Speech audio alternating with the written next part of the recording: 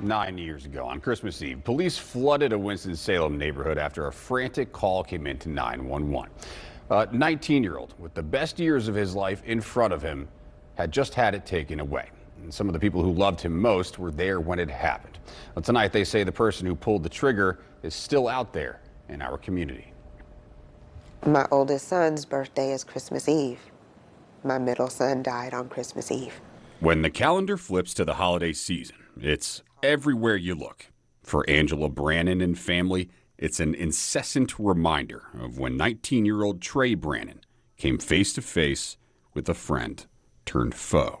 When he opened the door, that was when the gunshots, then there were a lot of them. Brannon remembers Trey as someone who was trying to stop what ultimately ended his life. He wanted to put a stop to gun violence. He wanted, us to stop killing each other.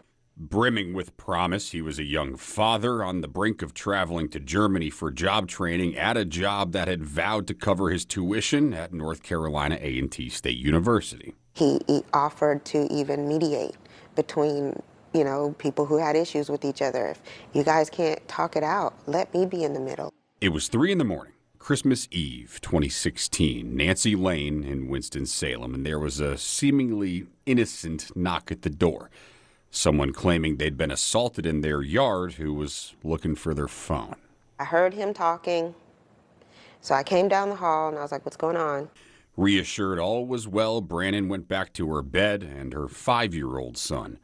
Then another knock, and this time, evil stood on the other side.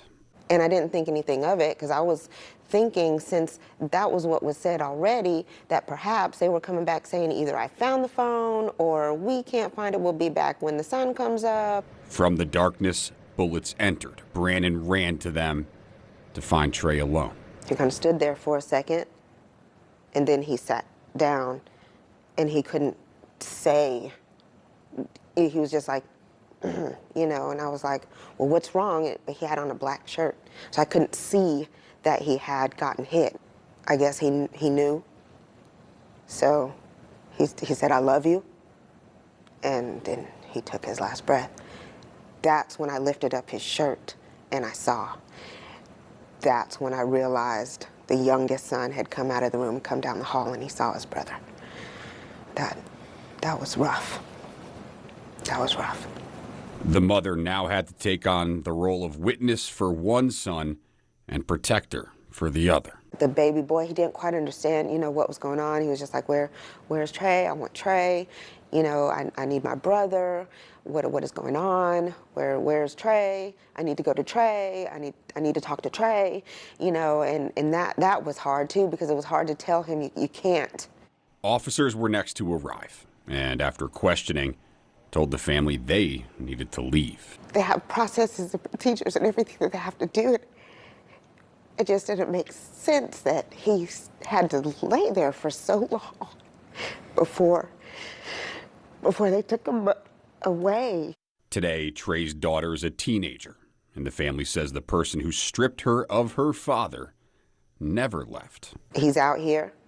He's living his best life, raising his child, doing, partying and things that you do at 28. When my son is not. He's not able to raise his child. He's got a fatherless daughter. All they ask for this Christmas is for one person to give something that costs nothing. They still have all of his stuff. I can't get his clothes back and, his belongings.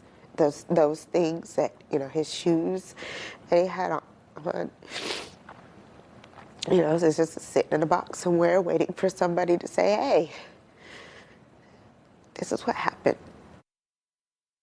In Winston-Salem, police say the progress of the investigation into Trey's death was, quote, hindered due to limited cooperation during its initial stages.